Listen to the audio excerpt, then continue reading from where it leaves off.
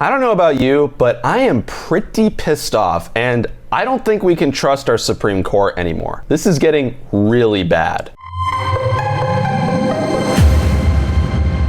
Since the Biden administration will not stop with their invasion, Greg Abbott is taking matters into his own hands by defending his state's right to self-defense. After the Supreme Court in a 5-4 ruling sided with the Biden administration and ruled that federal agents now have the authority to cut razor wire at the southern border. Governor Abbott is of course refusing to comply with that ruling and is using the power of the National Guard to put in more razor wire. We're talking about something very simple here. First, Trump was hounded for trying to build a wall, and now it seems that anybody that wants to have a barrier of any kind is made out to be a villain. Although the Supreme Court order allows for federal agents to cut the wire, there's still no ruling on the larger lawsuit over the matter. And so Texas is adding more. And the Supreme Court is doing something that goes against the Constitution, siding with the traitors of our nation. It seems as though everything that the Supreme Court did to help us probably didn't matter that much to the globalist elites who had clearly something more sinister planned all along. According to the Constitution, states have a sovereign interest in protecting their borders. And Abbott accused the federal government of breaking this compact after they have refused to uphold the laws of border security. Because how can we expect a nation of law and order? That's simply too much to ask for. 14 other states have announced that they stand with Texas in this dispute, which will hopefully provide more on-the-ground support at the border. As of now, it's all talk. We'll see if that yields any results. All of this, of course, is triggering Democrats, and congressmen like Beto O'Rourke are rushing to the defense of the Biden administration,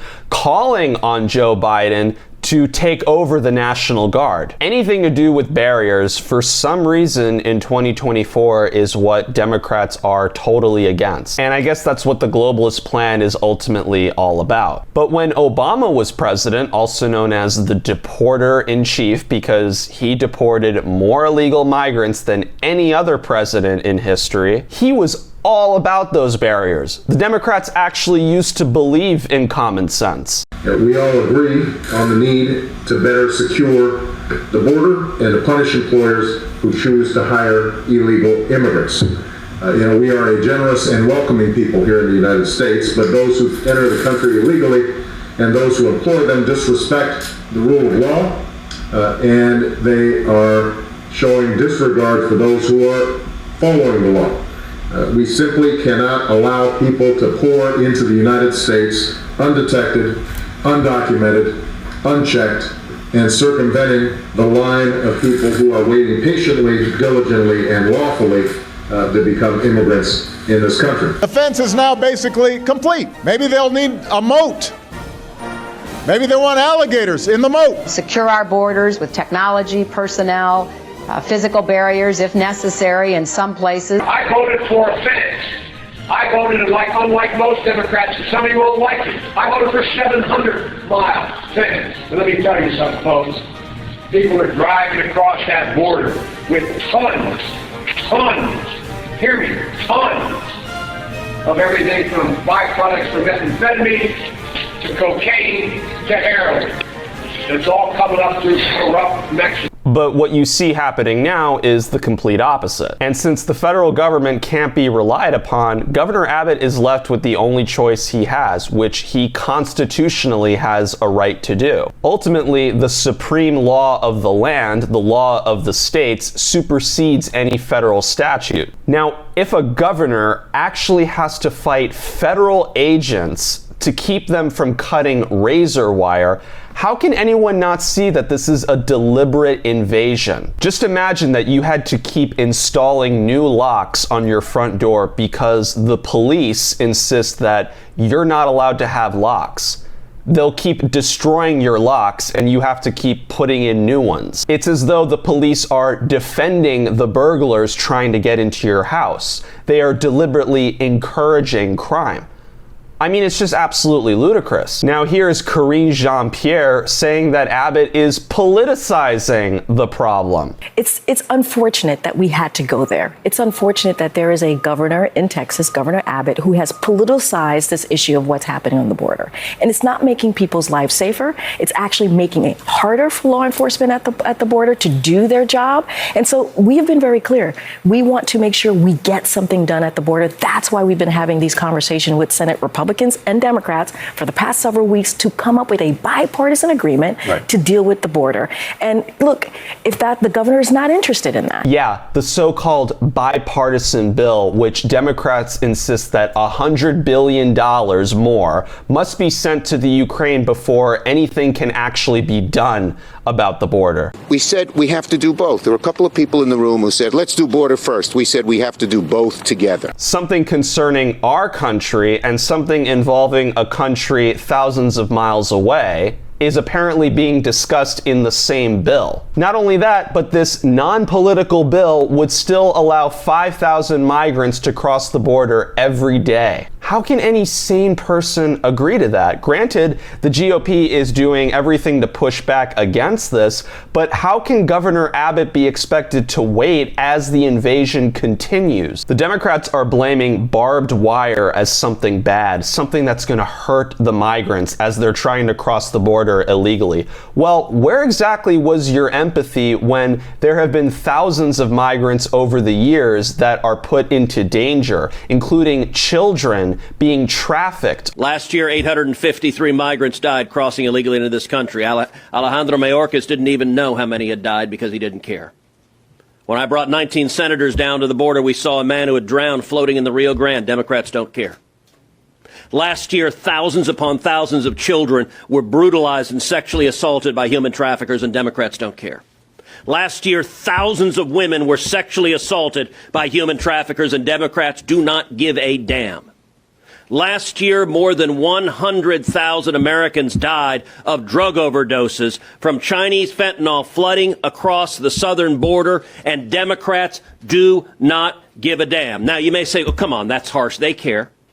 They care. Somewhere in their hearts, they care about all the people suffering and dying. Baloney. Because if they cared, they would stop it.